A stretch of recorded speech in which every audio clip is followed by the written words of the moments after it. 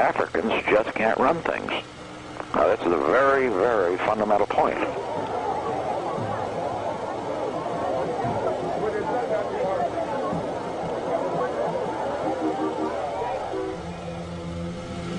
There are many other areas, as you well pointed out, where they can beat the hell out of us. Now, and they should be proud of those.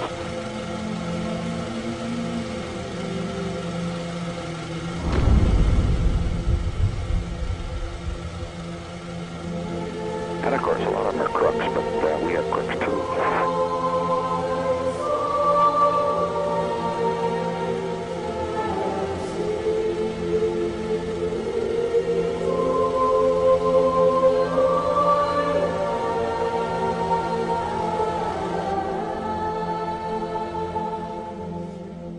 The Africans just can't run things.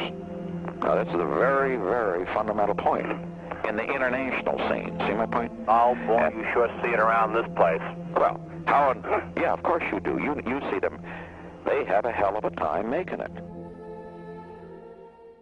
In the year 2000, 2 African nations received foreign military financing. And if I remember, they were Nigeria and Sudan. Right, 10 million to Sudan, 250,000. 10 million to Nigeria, 250,000 to Sudan. In 2005, 14 nations on the African continent are receiving U.S. military aid under this foreign military financing program, and the number has raised from that 10 million to about 24 million. So military aid has doubled. If we had no other reason to oppose Africom, we should oppose it just because the International Peace Operations Association is foreign, right? And the International Peace Operations Association is a lobbying group, and it's a lobbying group for the Blackwaters and the Dying Corps and the MPRIs, the Military Resources Professional Incorporated, and this trade organization very excited about Africa.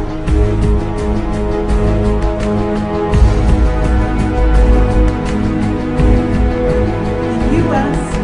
in 2003 received about 12% of its oil from Africa. Who can guess what that number is today? Any ideas?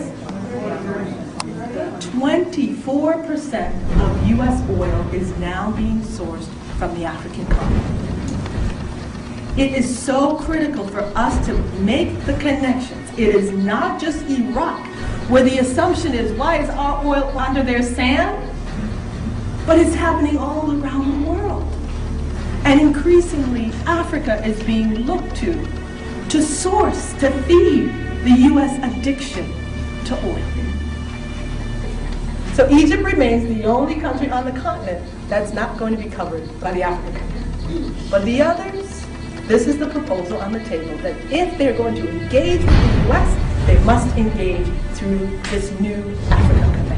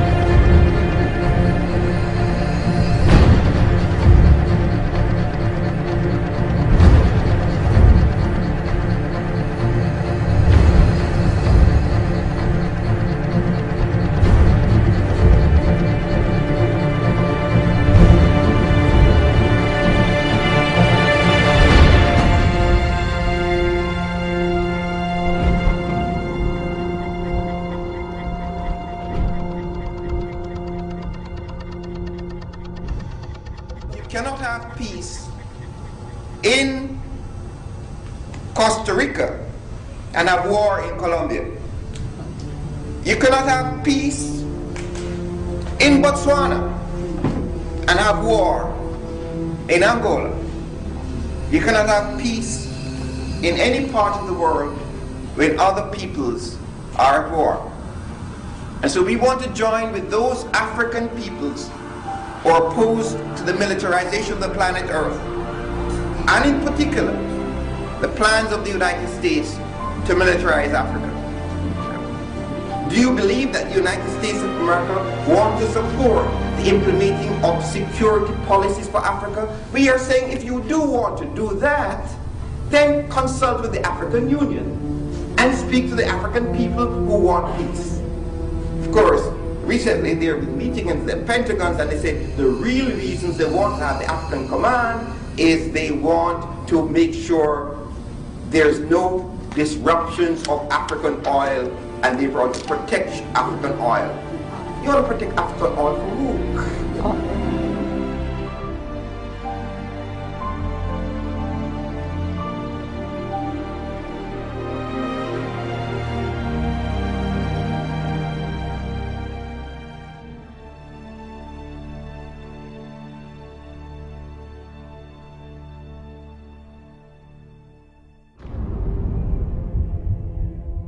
We've got so much blood on American hands throughout the world. If you look at all of these crises along the West African coast, Sierra Leone, Angola, Congo, you just run from one to the other, and you see all of this bloodshed, all of this killing. With warlords who capture areas with timber and diamonds. The guns come from the United States and other countries as well, but the U.S. is the leading arms supplier to these thugs in the bush in these countries who use children as war fodder. And you see these kids fighting. 12, 13, 14-year-old children in rags, but with sophisticated, expensive arms. It never occurs to Americans to ask what they're not told in the news report. Where do these weapons come from?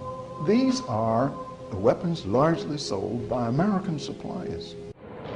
I would have to say that every coup d'etat that takes place in post-colonial Africa, from about 1956-57, right up to and including the first years of the 21st century.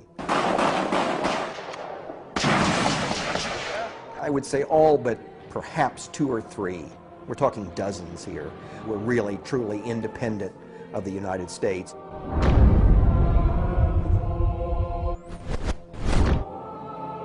I said assisted genocide.